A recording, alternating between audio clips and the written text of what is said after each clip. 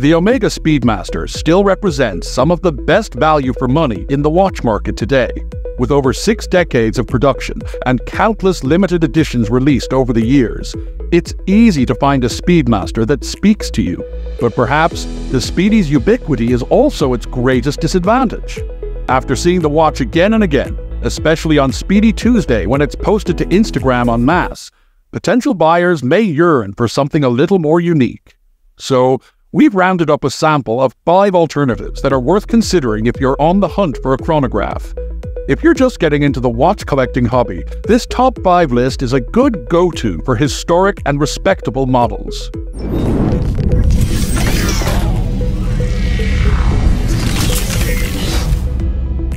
Our first alternative is the Zenith El Primero. This watch was released in 1969 and features what is arguably the world's first automatic chronograph movement. The El Primero movement was also used in the Rolex Daytona for years, which is quite an impressive endorsement. So even if the El Primero has never been to the moon like the Omega Speedmaster, you're getting a great chronograph with a lot of history. Today, there's a huge variety of El Primeros on the market, including smaller 37 or 38mm options and larger 45 or 46mm options. There are dressy versions, sporty versions, aviation-themed versions, and even solid gold options that are much more affordable than you'd expect. You can also find examples with moon phases, calendar functions, and open heart windows, allowing you to see the movement through the dial. All this is to say that the Zenith El Primero has all the history, variety, and reputability you could want from a chronograph. Can't decide between the Omega Speedmaster and the Rolex Daytona? Why don't you give Tudor a try? When it comes to Rolex's sister brand, 3 main chronograph models spring to mind. First, there's the Tudor Big Block chronograph, which is the most collectible but also the most expensive. Second, there's the Tudor Heritage Chrono, which is my personal favorite, but the design may be too loud for everyday wear. Finally, there's the Tudor Black Bay Chrono, which feels like the best go-anywhere, do-anything option of the 3, so we'll focus on that today. With the Tudor Black Bay Chrono, you're getting a design inspired by early Rolex Daytonas, blended with several of Tudor's signature elements, such as the snowflake hour hand. As you'd expect with Tudor, the build quality is immediately obvious with a sturdy bracelet and clasp and screw-down crown and push pieces, affording the watch 200 meters, 656 feet, of water resistance. Size-wise, this is a large watch over 14 millimeters thick and around 50 millimeters lug to lug. So the Black Bay Chrono is best for someone who wants the mid-century chronograph feel with modern amenities, modern durability, and a lot of wrist presence. Want something a bit more elegant than the Omega Speedmaster, but still appreciate watches with an interesting history? Let me introduce you to the IWC Portuguieser. The Portugieser story began with a request for larger watches from IWC's dealers in Portugal. The very first models featured pocket watch movements, and the brand has continued to make sizable watches across a range of models with great success. Today, the IWC Portugieser comes in time-only variants, as well as with an annual calendar, a perpetual calendar, a tourbillon, and a moon phase per tidal complication. But of course today, we'll talk about the chronograph.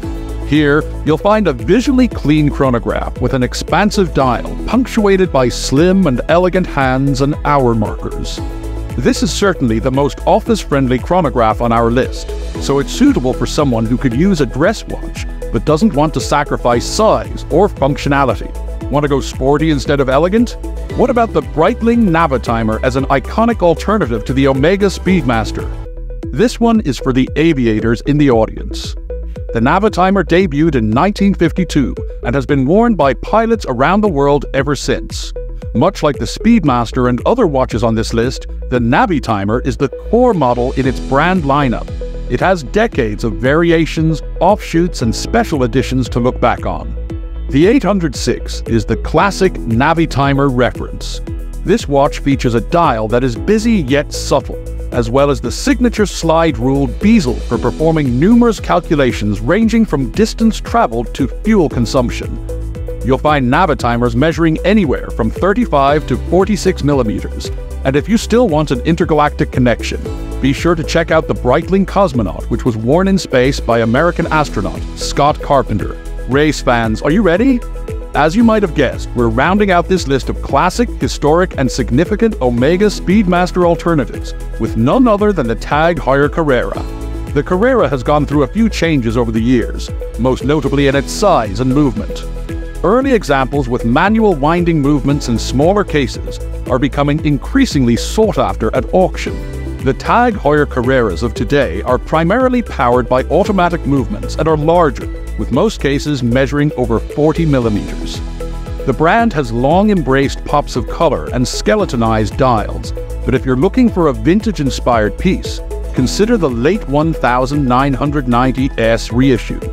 The watch has a tritium loom, a 36mm case with elegant long lugs, and a manual winding Lemania 1873 caliber, all to be had for a few $1,000s. This is a personal favorite of mine, so please don't buy all of them. So, there we go, 5 classic alternatives to the Omega Speedmaster, and a few oddballs thrown in at the end. Of course, you can always buy a Speedmaster if you want a Speedmaster, but for me, these are all interesting alternatives that you don't see as often. Of course, if you love the Speedmaster for its history and looks, you shouldn't go for something else. If not, perhaps one of our alternatives will speak to you.